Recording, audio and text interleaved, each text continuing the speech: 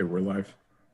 Good evening, everyone. I would like to call the study session of the University City Council to order on December the 14th at 5:30. You have before you, prior to the agenda for the study session, you have before you the agenda for the regular session of the City Council. Are there any changes that would like to be made to the council agenda? Mr. Smith?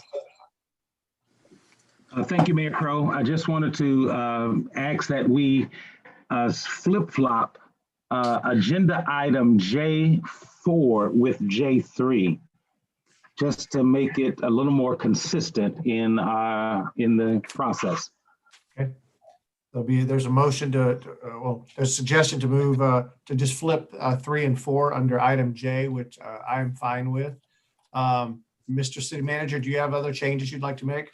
Honorable Mayor and council members, I would ask to move consent item G1 to the city manager's report. And I would ask to remove item H2 from the agenda. Okay. Thank you.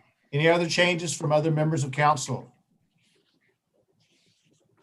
Hearing none, can we move then to the agenda at hand? Mr. Rose.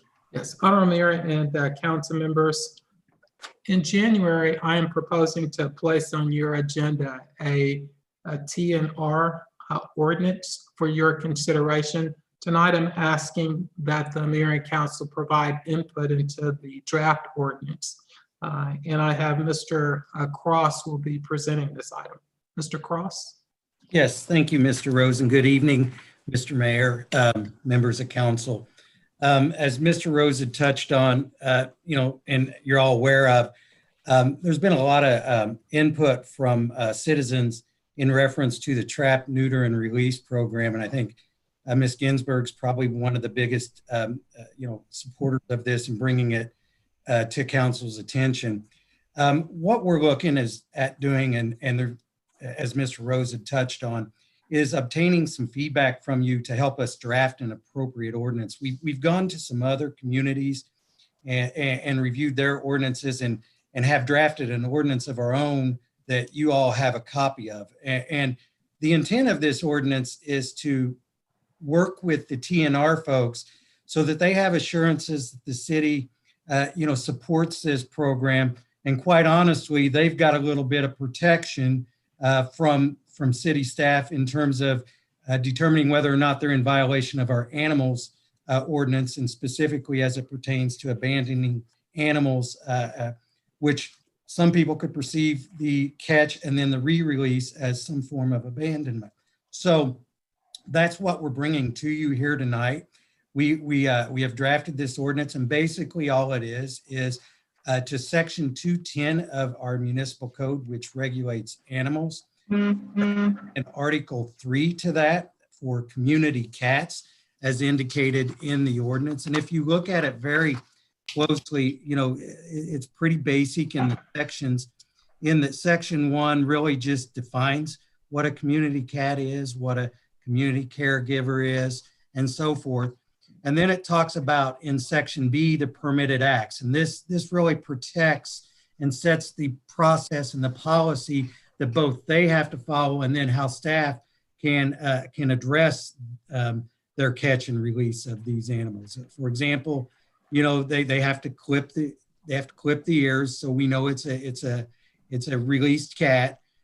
They have to follow a proper process where they release them, and then they have to ensure that they're in a safe environment and not abandoned. This also allows for them to feed the cats throughout the community. I think you've got some calls about code officers that have notified some of these folks that they can't feed these animals. And bear in mind, though, we want to make sure that when they do this, that they are not creating a nuisance either in rodents and varmints and things like that in neighborhoods. So we thought that this draft ordinance and bringing it to you is a good start to get your input and your feedback to then draft a final ordinance that we would like to bring before you in January, as Mr. Rose had indicated. So that's really the gist of it. I'd be happy to answer any questions that you have and take any input. Before getting to questions, Mayor and Council, I did want to indicate there are several of you who received emails regarding the number of pets that are currently allowed per household in University City. I have asked the Parks Commission to provide you with a recommendation on that issue. So that issue will not be brought to you until the latter part of January or the first part of December. The Parks Commission does not meet again until January. That's why that is being delayed. So happy for myself or Mr. Cross to respond to any questions that you have. Any questions from members of council regarding the agenda item, trap, neuter, and release? Yes, sir. Mr. I'd Clay. like to say something. I'd like to say something that here is one of the cats from the TNR program. And as you can see, its ear is tipped. And there's another one running around here somewhere. So I say I'm in favor of this program as well as these cats are. And they are not nuisances. In fact, they are, because they come in the house and they freeload, but they spend the night and the days outside, and I certainly haven't seen any mice around. So I'm in favor of the program. Mr. Clay, I'm not sure how you follow up with the question, but it's the ball in your court. Rarely am I of stage, but I shall say that I am this evening. So just so I'm clear, and you'll have to forgive my ignorance, this concept is a new one to me, I'll admit. So is it citizens who actually do the trapping? So it's clearly not city officials, it's actual just folks in the community who actually, appropriately harvest the animal and take them to the appropriate facility. I noticed it, the neutering certainly needs to be done under the care of a licensed veterinarian. Individual citizens would not be doing that, but it is citizens who actually take the animals to get this procedure done. Is that correct? Yes, it's volunteers Okay. that are part of the program. Honorable Mayor, Councilmember Clay, as I understand it, it's a not-for-profit organization that's primarily involved in the trapping and neutering or spaying of the animals and then releasing them. Also, Mr. Cross, I could not recall that our own animal control officer, as well as the county, does any trapping of cats as well. We don't do a lot of that. We do provide assistance when needed. But one of the things we do is we do help coordinate the yearly neutering and spading event that takes place. So we do work with them there. But as you know, out there trapping, no, we don't do a lot of trapping unless there's an issue. Mr. Mulligan, would you like to reply? Thank you, Mayor. What I'd like to do is bring to the attention of the council one issue. Mr. Rose spoke of the ordinance that limits the number of animals that one may keep on a lot. And this bill, this draft bill before you, has a definition of community cat giver, which states that such a person is not considered the owner, harborer, controller, or keeper of a community cat. So council may want to clarify in this bill or in the keeping more than 2 animals ordinance, whether or not the maximum number of cats of 2 would apply to community cats or not. And that could be done either by clarifying language in this draft bill or the other ordinance. But it's an open issue right now in this draft ordinance. Well, I know that Mr. Smotherson and Ms. Klein have questions. My guess is that my colleagues will probably leave this to you folks to come back to us to address that in the subsequent legislation for how many pets can be in a house. But I that's just my guess, is that we probably want to make sure we don't create one problem, solve one problem and create another. Mr. Smotherson, you are on mute. Okay, I got it. No, briefly, I just simply wanted to say and comment in agreement with Councilmember Cusick in that, you know, I'll try to be brief. When Aaron Ginsberg used to come up to every council meeting and talk about this subject, you know, I will admit I didn't think much of it. But we have community cats in my neighborhood, and I've even mentioned this to Councilmember Cusick in that. And I actually had to call Aaron Ginsberg, and I've witnessed this program, and it is a good program. And the last story I'll tell you is that I have a garage studio, and a mouse every winter would sneak into my garage, and I literally watch it come in and out. I have not seen any mice at all. You know, I think there's a theme to tonight's meeting.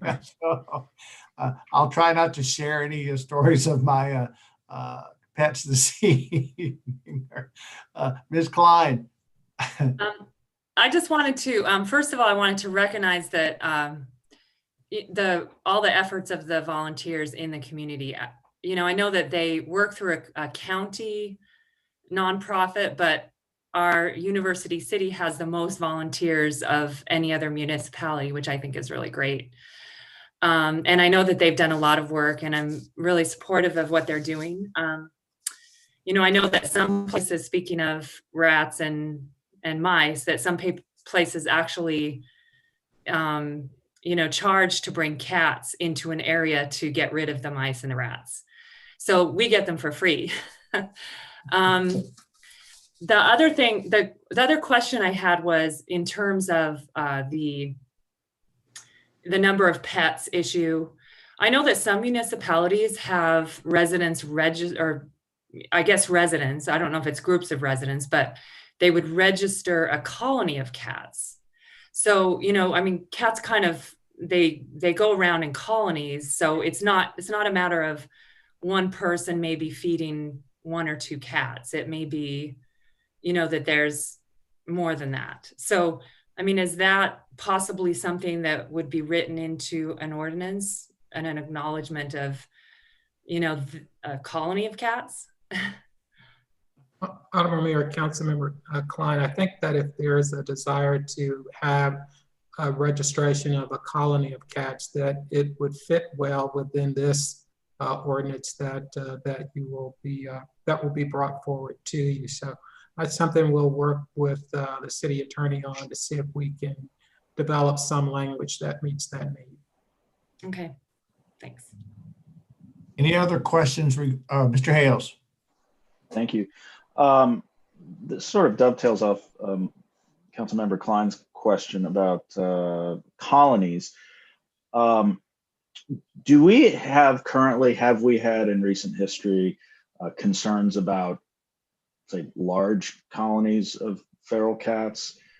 And where I'm getting at is, I think the neutering and spaying aspect of this addresses a potential concern that some folks may have about if people are feeding colony cats, is there going to be a scenario where there are, you know, 35 cats coming to eat at one person's house? Have we had complaints or concerns about that up to this point? I have not heard of any. I'll defer to Mr. Cross. I've not received any complaints about individuals feeding cats, but he has oversight of our animal control operation. Yeah, no, you're correct. We haven't, I don't recall any complaints about the feeding of the cats. The only thing that we have gotten is, and I know the code officers will occasionally look at this, is sometimes when the food is put out, and if very rarely I would guess, but if the cats don't eat all the food and there's food there and they're, you know, and they ran off, then rodents might come, and there's been an instance here or there where the rodent gets up and gets in the trash and will, you know, spread trash out in the alley or wherever it may be. But the actual feeding and the gathering of the cats has not been an issue that we've heard of at this point. Okay, and just as a follow-up, I'm pleased we're finally getting a chance to talk about this in depth. I really think that if we don't have a problem now, that introducing the spaying and neutering aspect of it is going to ensure that that type of scenario with many cats does not, it controls the expansion of the colony, and make sure that that problem does not become a problem in the future. So thank you. Anyone else? If not, can we move on to the next agenda item, Mr. Rose? Yes, Honorable Mayor and council members, this next item asks for your input and provides you with an update on a project under consideration, that being the expansion of municipal parking lot number 4. If you recall, we are in negotiations with two companies, one being a hotel and the other being a marijuana dispensary, for leasing parking spaces in parking lot 4. So I would, if those contracts are approved by the mayor and council, certainly be my recommendation to use those funds to cover the cost needed to expand parking lot 4. Tonight, I want to have our Public Works Director, Sinan Alpasan, present you with the cost of the expansion and what that expansion could look like. Mr. Alpasan. Thank you, Mr. Rose. Good evening, Mayor Crow and council members. I have a presentation of a few slides to share, if you allow me, please. Do this.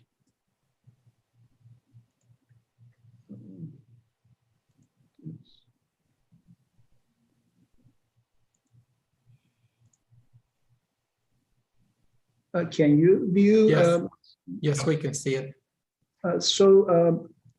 This first slide is just general information about our municipal parking lot number 4. On the next slide, you will see the location of it. It's the largest parking lot in our Dalmar Loop area. It houses 388 parking spaces.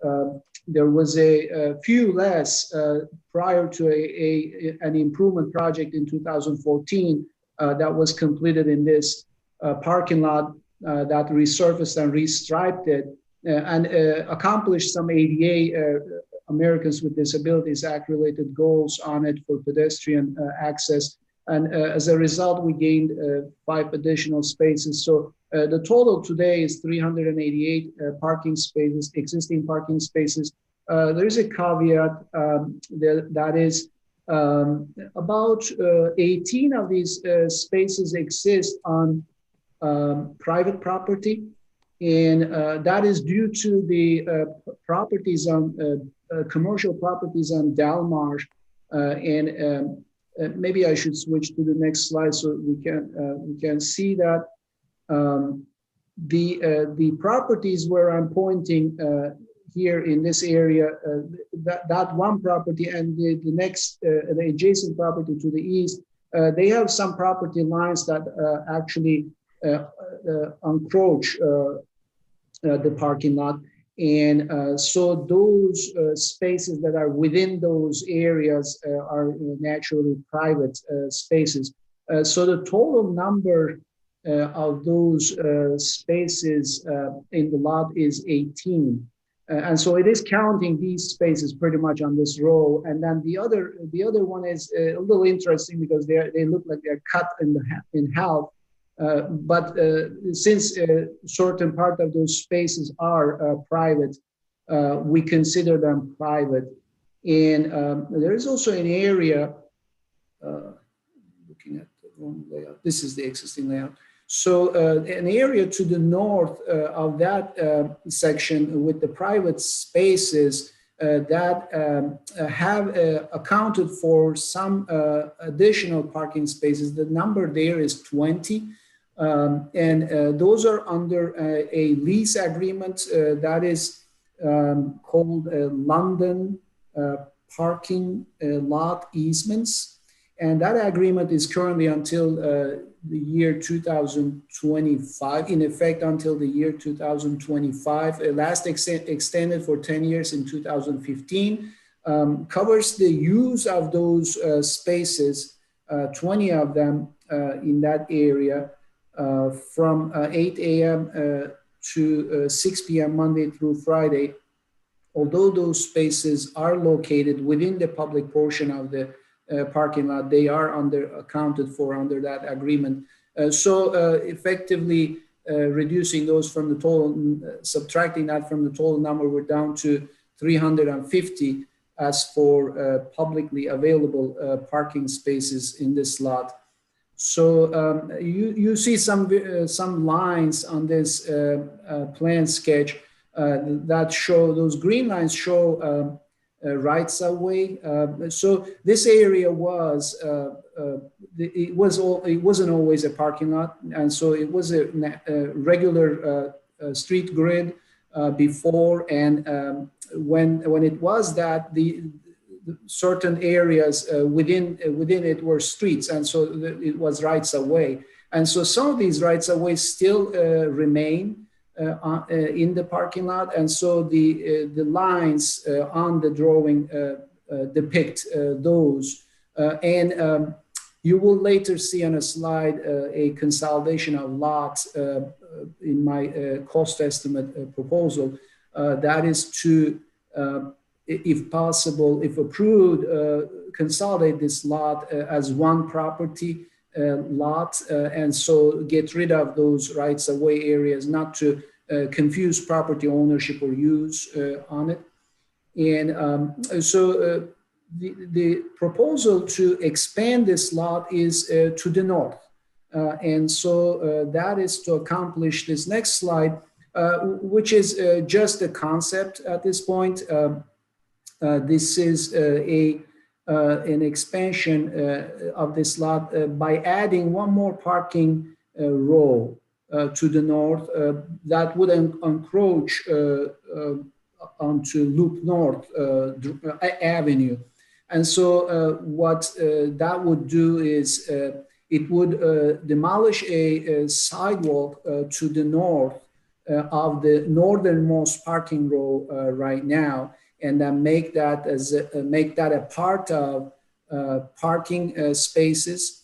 And so that would add 63 parking spaces in that area. However, for Loop North Street to function as a parking aisle with this change, we would need to widen Loop North to the north also. There is some available land, and so you may have seen the green space in that area. And it's just, it presents some grading challenges, so there is some accounting for that in our cost estimate.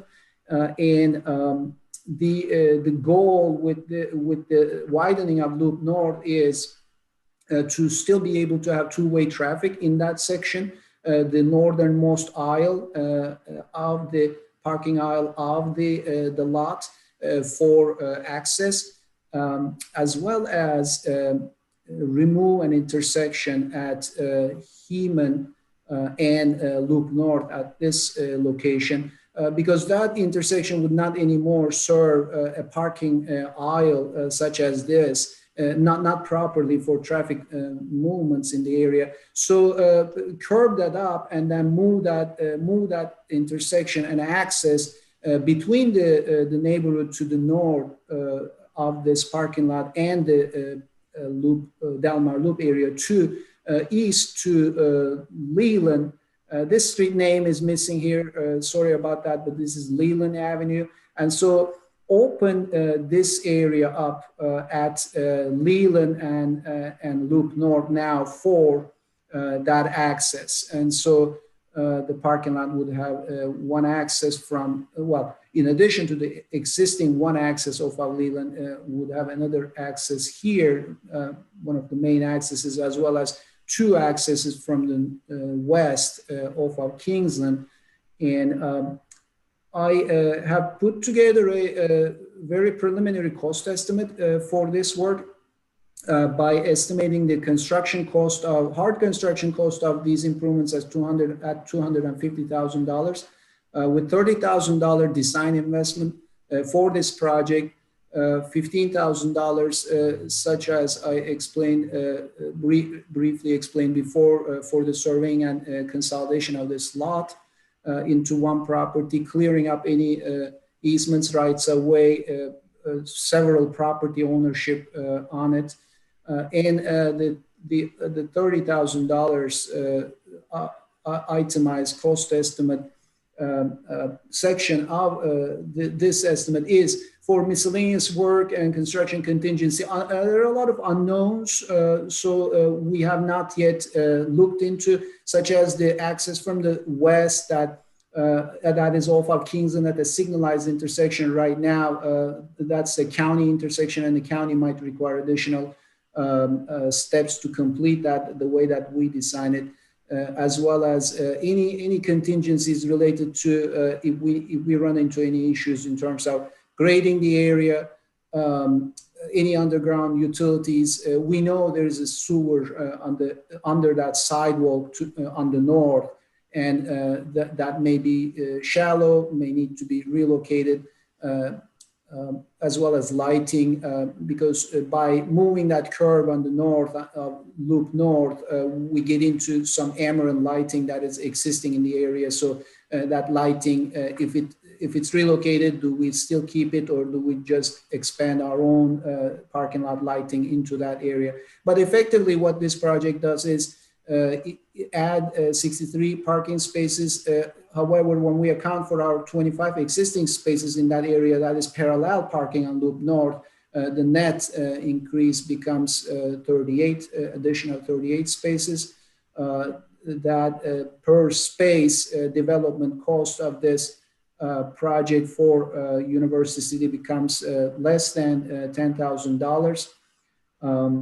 And what I'd like to also touch at this point is in terms of revenue, if there are, such as the London lot easements that parking easements that I previously referenced, of course, that's a no revenue type of arrangement, but in the future, if there is revenue producing usage of the spaces on this parking lot, then I'm aware of one that I included in this slide as the 17 spaces for True Hotel.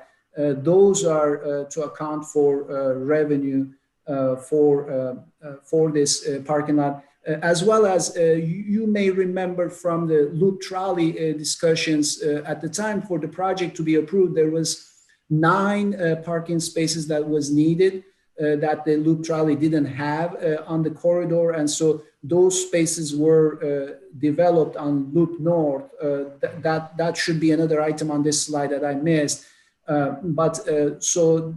Again, it's a non-revenue type of item, but it is one to be accounted for in terms of the overall numbers of this study. With that, I am available for any questions you may have. Thank you very much, Sinan. Can you move from sharing your screen, and then I can see who has questions. You may have to share again, but for the time being, to my colleagues, to the presentation on lot number 4, who has questions of staff? Mr. Kusick. Thank you, Mayor Crow. The private spaces, there are 18 private spaces, and those are forever owned privately, correct? Councilmember Cusick, that is correct. And then there's 20 spaces that are under a lease agreement until 2025. But are those, I wasn't 100% certain, are those still spaces that in the part of the parking lot that University City owns, and we lease those out? Correct. And so those spaces are available for use. There is a certain regulation right now in our code that I have located. It allows for 1 hour restricted parking in every day but Sunday on those spaces. So that restriction is permanently in our code. I'm not sure whether it's related to this lease or not, but other than that restriction, those spaces are available for public use. And then now, what is the issue with this, the right-of-way sections? Could you elaborate on that? It looks like it doesn't right-of-way mean that the right-of-way use allow vehicular traffic, but it looks like there's a lot of parking spaces in the right-of-way. I'm confused about this. So when the lot was developed, the rights of way were not followed as for matching drive aisles to the rights of way as if they would act as streets. And so some of those areas overlap the parking spaces. That's why I would recommend to Mr. Rose, if this project is approved, to consolidate this lot and get rid of those rights of way. The rights of way were where the previous streets existed. So one of those alignments is in fact Heman Avenue. The other one is Enright Avenue. So those were streets then when there were properties on those streets, not anymore. I understand. And a final question on the 20 spaces, the 18 spaces that are on private property. Who pays for the maintenance and upkeep on those spaces? Do we pay for that, or are the private owners responsible for the upkeep on those spaces? Maintenance and upkeep is on the private property owner. So when we executed that project in 2014, 2015, we charged those owners for those applicable costs of the project.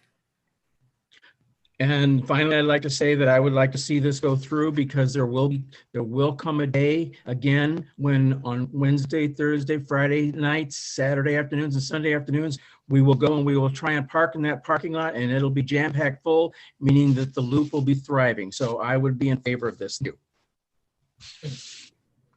Other members of council? Any questions from you? Mr. Clay? Yes, and I'm trying to remember what my question was. So oh yes, the revenue, forgive me, Director Alpasan, and this may have been mentioned somewhere else. The revenue we expect to generate per parking space, what does that look like? Honorable Mayor, Councilmember Corley, we are looking at two sources of revenue for this potential expansion. That is for the marijuana dispensary and also for the True Hotel as outlined in the presentation. Both of those projects require additional parking that they are not able to meet currently. The agreement, I believe the marijuana dispensary has been marijuana hotel. That might get to that at some point, but the dispensary, I believe that one has already been approved. The one that we're waiting on now is for the True Hotel, and both of those outline the revenues that would be received. And what I would be recommending is that we use those revenues to cover the cost of this expansion, and if future expansions are needed for the same reason that businesses aren't able to meet their parking obligations, that we would continue to be able to expand parking for this area. Dude, what do you see us being able to fetch per spot? I know we've got one. It sounds like one contract for the dispensaries already in the bag. So we may be able to use that, but what do we think we can realize in terms of revenue? What's the... Honorable Mayor, Councilmember Clay, I believe it is $100 per space, but I'm going to defer to our city attorney, John, because he actually drafted the agreements. That is correct, Mr. Rose. $100 per space is what the council approved for the marijuana dispensary. $100 a space for a True Hotel is under discussion, and we have preliminary agreement on that, but we're still working out some details. Okay, per space per month. That's correct. Okay. All right. Other members of council? Mr. Smotherson. Thank you, Mayor Crow. Just a quick question in that when do you foresee the marijuana dispensary needing those spaces? Meaning when will that be built, and when will those spaces, because you said that they've been already approved, correct? So when do you foresee that happening? That they'll need those spaces? Honorable Mayor, Mayor Pro Tem Smotherson, I believe that, and I'll defer to John again, I believe the way that our contract is structured with them is that they would not start paying until they actually need those spaces. It's difficult to determine at this point what the market will indicate. Certainly the coronavirus threw things off schedule. But John, I don't know if you have any additional information or that you can share on this. It's my understanding it's the first part of next year. I don't have that agreement in front of me. Very soon. I would add that these are non-exclusive spaces. So we do not have 10 spaces on this lot designated for the marijuana dispensary. The 10 spaces are shared with the public at large. So we're not setting aside 10 spaces. Okay, and so so that's the beginning of next year, or close to, or sometime early next year. What about the hotel? Well, the hotel would be what's being discussed right now, and again, the preliminary discussions, but it would be when a building permit an occupancy permit is issued for both the hotel and the office. So whenever that takes place. So, they have to get their building permit. They have to demolish, they have to construct, and then they get their occupancy permit. Mr. Cross may be in a better position to provide a construction timeline on that and when an occupancy permit would likely be received. Mr. Cross, have we actually received a schedule at this point for the True Hotel? I didn't believe that we had. We have not. For the medical marijuana, January 1 is their target. They actually are doing the work now over at the building and have all their permits. So I would expect January, they're going to have that demand for the medical marijuana dispensary. The hotel, it was structured upon, as Mr. Mulligan had indicated, upon the issuance of the occupancy permits for both uses, because the logic at that point is that they will need them all upon the issuance of an occupancy permit, which is the only avenue to legally occupy the building. So that once that's issued, that's when that will kick in. So not until at least the construction of the hotel and the renovation of the office building is completed and both occupancy permits are issued. Okay, and I appreciate that helps a lot. Last thing I'll say is that, are we sure about this marijuana parking across in lot 4? Because, they're going to be leaving and coming and going and have to cross Del Mar. That's going to be kind of shaky. If I could jump in though, this is really much more about the requirements in the loop, that if you're using parking, you've got to have a resulting solution. And I'm assuming that many of the marijuana dispensary customers will park right in front of the dispensary and right around the back of it. But they have a requirement that they have to have a certain amount of spaces. And so this gets them to that level, and it benefits the city as well. So, yeah. Real quickly, I have a question. This is one that I perennially ask, and I'm going to ask it yet again. And that is there a benefit to us to either having Loop North or Leland just be one way instead of two way and give us more parking spots? Because I still scratch my head totally at why this street still exists in a two-way setting. I've heard that we may have an issue with the fire department. I've heard that we have a bus stop, but I'm still trying to understand why we are not converting that area to, at a minimum, a one-way street and give us access to more parking. To do this for 38 spaces, I get it, but if we make the street somewhat narrower, I don't even think we want people using that street that much. So I'm just trying to figure out why we don't take a more aggressive stance and make more parking. And if we have to leave the bus stop, okay, we leave the bus stop. But what am I missing here? Mayor, at this point, we simply were trying to meet the requirements for the developments, and so that we would be able to expand it in a manner that would accommodate those developments. But we can certainly go back and take a more aggressive approach to it. I'm not familiar with the concerns regarding the fire department. It seems reasonable that if we're going to narrow the street, there would only be one way. And if we can achieve greater parking spaces, that seems reasonable to me as well. Yeah, I've said this again to previous councils administration, and I don't want to revisit this again in 2 or 3 years and say, why aren't we making it bigger? Why don't we make it one way? If we're going to bite off this apple, and we've got, if you will, a slow time right now, I simply don't understand why we don't go ahead and do this whole thing at once and make that street one way, give us more parking. The cost can't be much more, and surely we would get more bang for our buck. That's just my 2 cents. Mr. Appleton, are you familiar with any constraints to making it a one-way and expanding the parking further?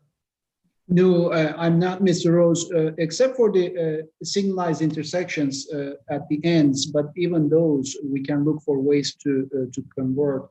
And certainly Leland has that availability, like Mayor Crowe indicated. I guess I'm asking this more of my colleagues. Am I missing something here? Because I don't know why we don't take the whole Band-Aid off and just get this done. Mr. Cusick. Thank you, Mayor Crowe. I've always been an advocate of doing that, completely eliminating the loop north, and blocking off the streets that intersect there. Those residents can get in there from the north end of their streets, and we could block off all of Loop North and increase the parking lot even more.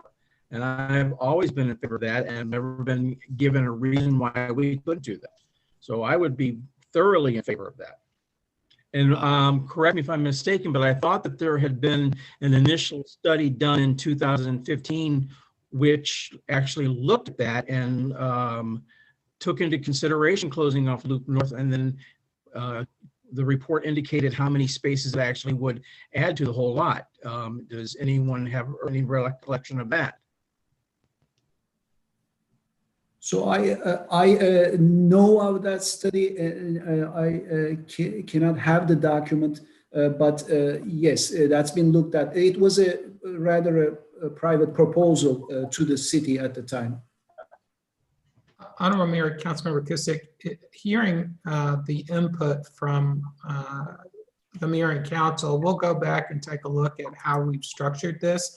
I'm hearing from you that it's okay to maximize the parking if at all possible, and even if that includes not having traffic on Loop North, which is currently now really just a paper street.